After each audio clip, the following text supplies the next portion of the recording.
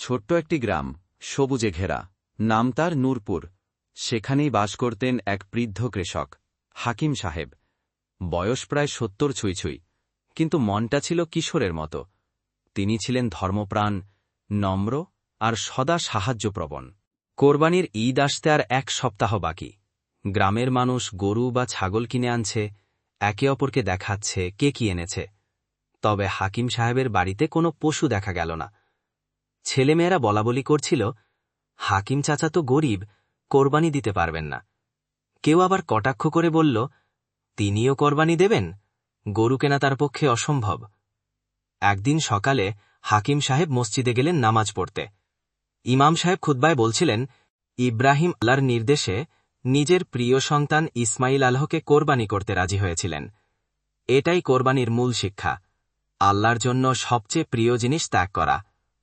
এই কথা শুনে হাকিম সাহেব খুব ভাবলেন। তার খুব প্রিয় ছিল একটি ছোট্ট ছাগল, নাম ছিল মণি। সেই ছাগলটি ছিল তার একমাত্র সঙ্গী। প্রতিদিন মাঠে গেলে পেছন পেছন যেত, রাতে তার কোলেই ঘুমাত। হাকিম সাহেব সিদ্ধান্ত নিলেন, এবার তিনি মণিকেই কোরবানি করবেন। আল্লাহর জন্য প্রিয় জিনিস ত্যাগ করতে হবে, যেমন ইব্রাহিম আলাহ করেছিলেন। ঈদের দিন সকালে অনেকেই দেখল হাকিম সাহেব হাতে রশি ধরে মণিকে নিয়ে যাচ্ছেন। তার চোখে জল, কিন্তু মুখে শান্তির ছাপ। তিনি বললেন, এই ছাগলটা আমার সন্তানের মতো, কিন্তু আমি কোরবানির আসল শিক্ষা বুঝেছি। আজ আমি আল্লাহর জন্য আমার সবচেয়ে প্রিয় জিনিস কোরবানি করছি। গ্রামের মানুষ থমকে গেল।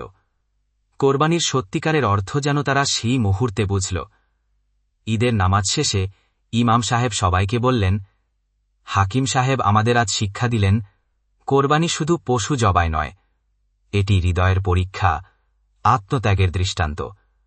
আসুন আমরা সবাই আল্লাহর জন্য আমাদের প্রিয় জিনিস ত্যাগ করার প্রস্তুতি নেই।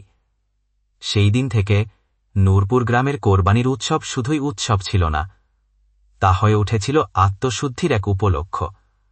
গল্পের শিক্ষা, কোরবানি মানে শুধু পশু জবাই নয়, এটি আত্মত্যাগ, আল্লাহর প্রতি ভালোবাসা এবং আনুগত্যের প্রতীক।